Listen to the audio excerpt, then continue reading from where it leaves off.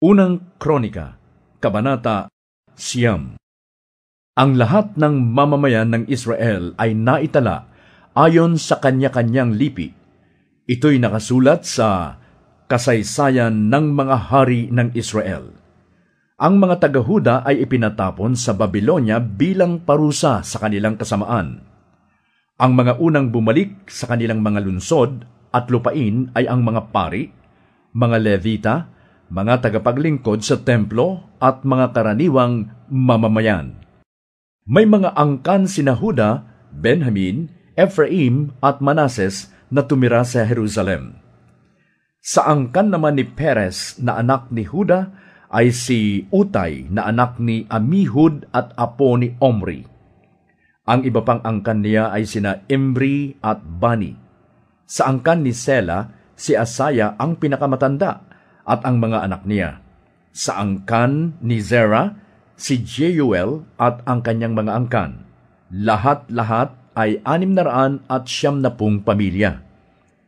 Sa lipi naman ni Benjamin, si Salu na anak ni Mesulam, na anak ni Hodavias, na anak naman ni Asinua, si Ibnias na anak ni Jeroham, si Ela na anak ni Uzi, na anak naman ni Mikri, si Mesulam na anak ni Sifatias, na anak ni Reuel, na anak ni Ibnia.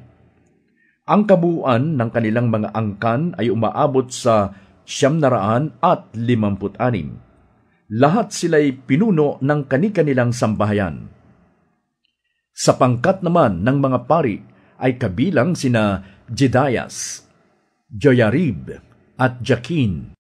Si Azarias na anak ni Hilkias ang pinakapuno sa templo.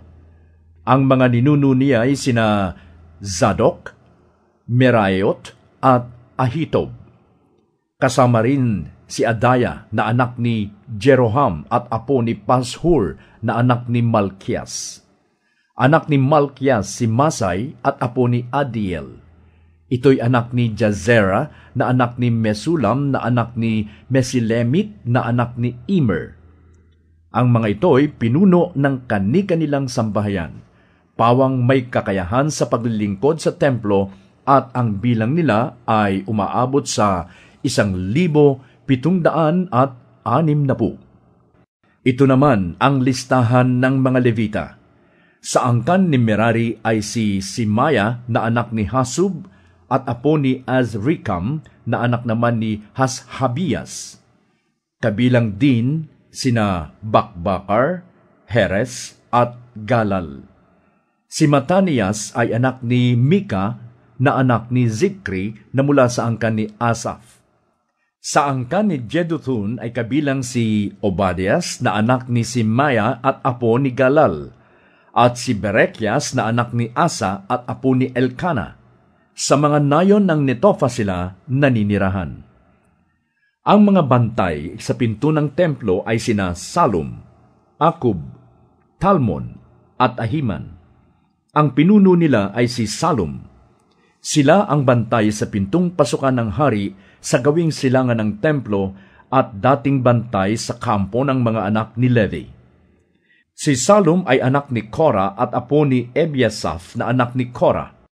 Kasama nila ang iba pang mula sa angkan ni Korah. Sila ang nakakaalam sa pagpasok sa templo, gaya ng kanilang mga ninuno noong sila pa ang namahala sa kampo. Si Phinehas na anak ni Eleazar ang tagapamahala nila noon at pinapatnubayan siya ni Yahweh. Si Zacarias na anak ni Meselemias ang bantay pinto sa toldang tipanan. Ang lahat ng bantay pinto ay umaabot sa 212. Sila'y kabilang sa listahan ng kani-kanilang nayon. Si David at ang propetang si Samuel ang naglagay sa kanila sa tungkuling ito sapagkat sila'y mapagkakatiwalaan. Sila at ang kanilang mga anak ang naging bantay sa pinto ng templo. Sa 4 na panig nito, sa silangan, sa kanluran, sa hilaga at sa timog, ay may mga bantay. Ang mga kamag-anak nila sa mga nayon sa paligid ay dumarating doon tuwing 7 araw upang makatulong nila. Kailangan nilang gawin ito sapagkat ang 4 na Levitang bantay doon ay namamahala rin sa mga silid at kayamanang nasa templo. Doon na sila natutulog sa templo sapagkat sa kanila ipinagkatiwala ang pangangalaga at pagbabantay niyon.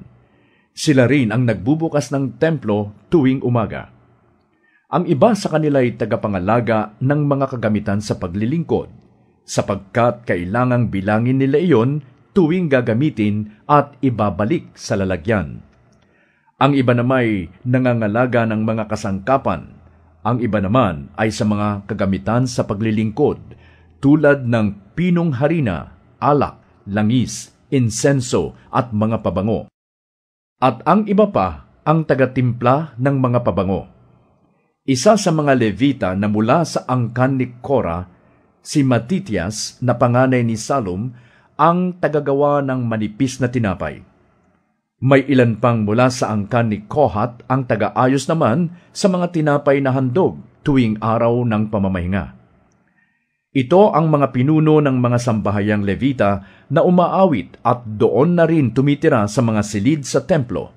Wala silang ibang gawain sapagkat kailangang gampanan nila ang kanilang tungkulin araw-gabi.